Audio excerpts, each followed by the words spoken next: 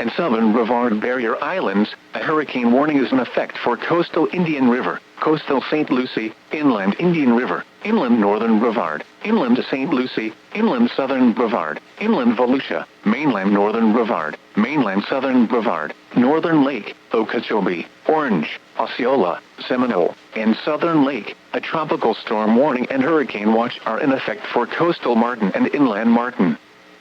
Situation overview. As of 5 p.m., Major Hurricane Milton was located in the southeastern Gulf of Mexico about 60 miles west-southwest of Sarasota, or about 185 miles west-southwest of Melbourne, Florida. Milton remains a dangerous and powerful hurricane with maximum sustained winds of 120 miles per hour, and was moving northeast at 17 miles per hour toward the coast of west-central Florida. Milton is forecast to make landfall as a major hurricane along the west-central Florida coast late this evening, and then cross central Florida while maintaining hurricane strength. It will then exit offshore the east-central Florida coast Thursday morning. Milton will bring the threat of damaging hurricane winds and gusts, as well as significant flood and flash flood waters. The threat to life is high. This is particularly true in vicinity of the Interstate 4 corridor, and along and to the north of Milton's track. If you are vulnerable to high winds and flood waters, the time to move to safe shelter is now. Conditions will become more dangerous tonight and Thursday as the local impact phase gets more fully underway. People should not go through the storm alone, nor should they risk their life or the lives of others. Hurricane warnings remain in effect for all of east-central Florida, except Martin County, where a hurricane watch and tropical storm warning are in effect. Actions should be taken to protect against damaging hurricane winds and gusts. Large areas will likely experience significant power outages and communications failures. A flood watch is in effect for all east-central Florida counties. Rainfall between 6 to 12 inches is forecast, with a swath of 12 to 15 inches possible in vicinity of the I-4 corridor. Water rescues may be needed in the hardest hit locations. Farther south, the forecast calls for 4 to 6 inches of rain. Flooding rainfall will also cause rapid rises on area creeks and streams. The St. Johns River at Astor is forecast to rise quickly to major flood stage by Thursday morning with a historical crest near record flood. Additional locations upstream on the St. Johns are also likely to experience rises to at least minor or moderate flood stage through Saturday, and possibly reaching major flood levels at DeLand and Geneva by Sunday. A tornado watch is also in effect for all of east-central Florida through 9 p.m. and may be reissued for portions of the area into the overnight. Listen for any tornado warnings in your area. A few tornadoes will be strong and produce very significant damage. Within your home or shelter, know where the safest place is during a tornado warning. A storm surge warning is in effect for all Brevard Barrier Islands and coastal Volusia County where coastal flood waters of 3 to 5 feet are possible. Significant beach and dune erosion is likely. Heights up to 3 feet will be possible along the Treasure Coast. Always heed the advice of local officials. Next update. The next local statement will be issued by the National Weather Service in Melbourne, Florida around 12 a.m. Eastern Daylight Time, or sooner if conditions warrant. Hurricane warning. A hurricane warning remains in effect for the following counties. In Florida, coastal Indian River, coastal St. Lucie, inland Indian River, inland northern Brevard, inland southern Brevard, inland St. Lucie. Inland Volusia, mainland northern Brevard, mainland southern Brevard, northern Lake, Okeechobee, Orange, Osceola, Seminole, and southern Lake. Hurricane warning. For the following, coastal waters from Flagler Beach to the Volusia-Brevard County line out to 20 nautical miles, waters from Flagler Beach to the Volusia-Brevard County line extending from 20 to 60 nautical miles, coastal waters from the Volusia-Brevard County line to Sebastian Inlet out to 20 nautical miles, waters from the Volusia-Brevard County line to Sebastian Inlet extending from 20 to 60 nautical miles, coastal waters from Sebastian Inlet to Jupiter Inlet out to 20 nautical miles, and waters from Sebastian Inlet to Jupiter Inlet extending from 20 to 60 nautical miles. Hurricane warning remains in effect. What?